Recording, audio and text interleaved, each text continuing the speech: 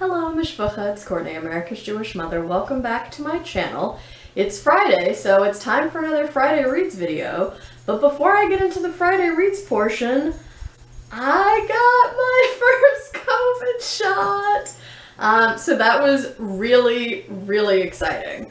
And it's particularly exciting because this time, last Friday, I had no idea that this was going to happen. So last Friday, sorry, that's the dog, Char. So last Friday, I found out, along with colleagues and other people who work in higher ed in the state of Georgia, that as of March 8th, our governor, Brian Kemp, was going to expand who is eligible to get the COVID vaccine to educators and some other folks, caregivers and people like that. But apparently, people who work in higher ed are not included in the list of educators. It's only people who work in pre-K or K through 12. So I was very upset, as were many other people, last Friday, because we all just thought that we were going to be in the next priority group because we're literally going in and working in face-to-face classrooms. I mean, granted, everybody's wearing masks and we're social distancing and stuff, but like, you know, we're clearly at risk for this.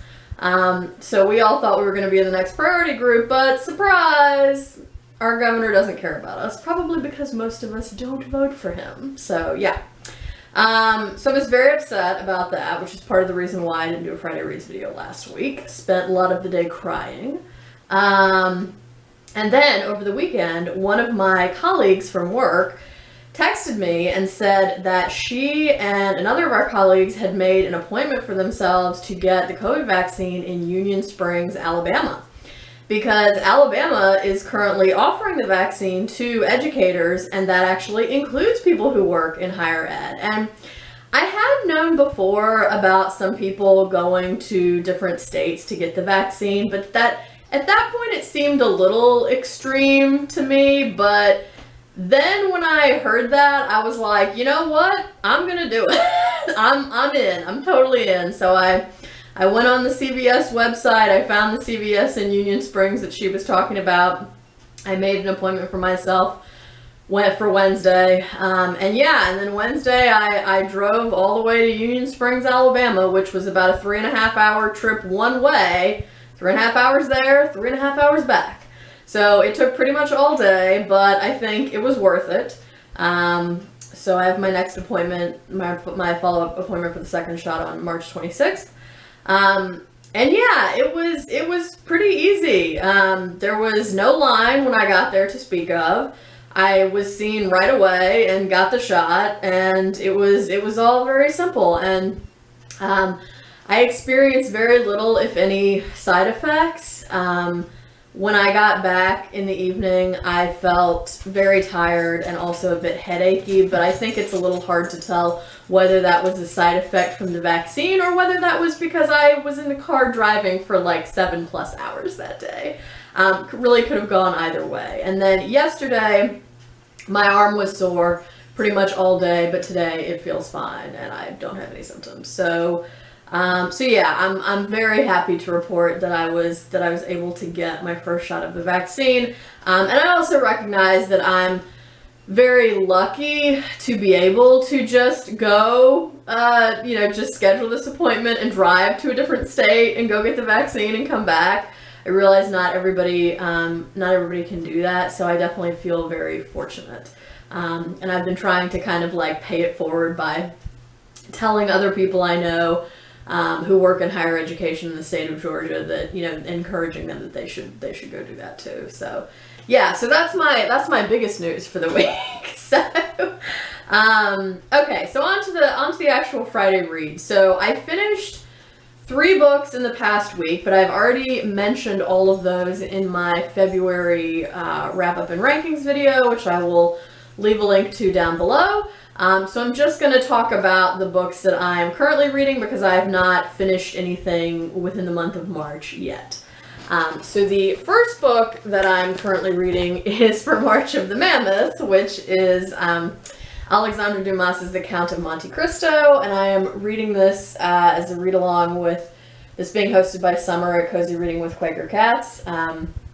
So there are several booktubers who were in the Voxer group for this, and we agreed to check in after we got through chapter 15, which I just finished chapter 15 this morning and went ahead and left a Voxer message, but I really like this book so far. It is very action-packed, and I'm a little questionable whether that's going to continue to be the case for this edition of the book is over 1,400 pages. But, you know, I really like it so far. I find it very compelling and easy to read. And I'm definitely interested to see where the plot goes. So a lot has happened already just in 15 chapters. So I can't wait to see what happens in the next 15. So yeah, I'm reading that and really enjoying it.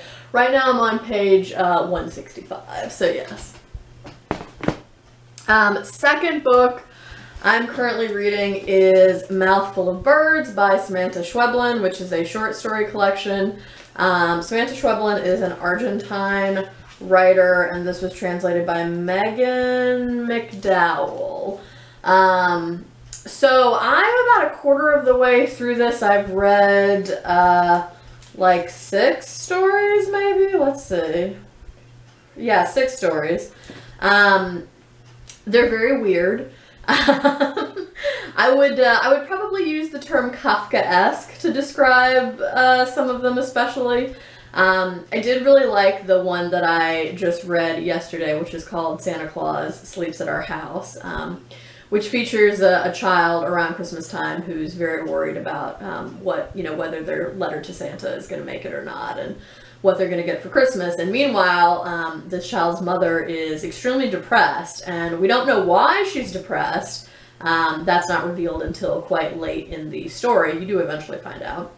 But yeah, I quite like that one. I thought it was good. So they're weird, but I have been enjoying them so far, and this is my book that I'm reading in between classes at work. So yeah. I also just today started Transfer, which is a poetry collection by Naomi Shihab. This is a buddy read with Beth Ann Bruninger Sokolar. This is also my March read for my Arab American literature project, so I'm not very far into this. I've just read the introduction where Naomi Shihab talks about how some of these poems were inspired by the life of her father, who passed away, and I found that quite moving and interesting, so I'm definitely curious to see the poems that are sort of done or written in sort of response to his life, and notebooks of his that she had. So yeah, looking forward to reading half of this over the weekend and then checking in with Beth Ann. Am also currently reading Moscow Rules by Daniel Silva, which is the 8th book in the Gabriel Allon series. This is my book that I'm reading before I go to bed at night because it's very fast-paced, and it's very easy reading. So, even though I might be tired by the time I get in bed to read this, it's, again, very, very fast-paced. So, no problem just sitting there and reading several chapters or whatever before I go to sleep. So I'm about 80 pages into this so far, and I'm not really going to say anything else about it because it's the 8th book in a series, so yeah, but I am reading that.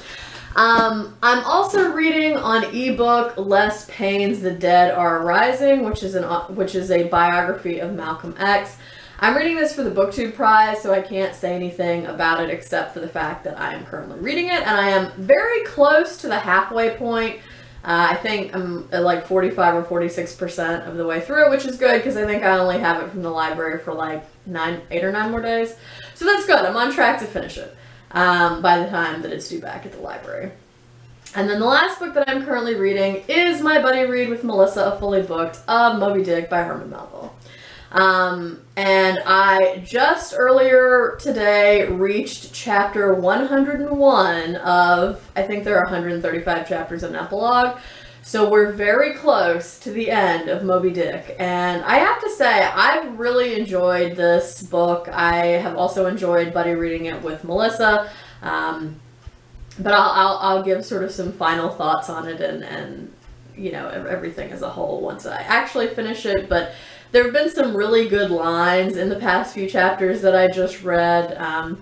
One of them was, "There is a wisdom that is woe, but there is a woe that is madness," which I thought was a really great line. And then there was a line about, there was this whole lengthy description of how a whale smells when it's burning. And Ishmael says that it smells like the left wing of the day of judgment.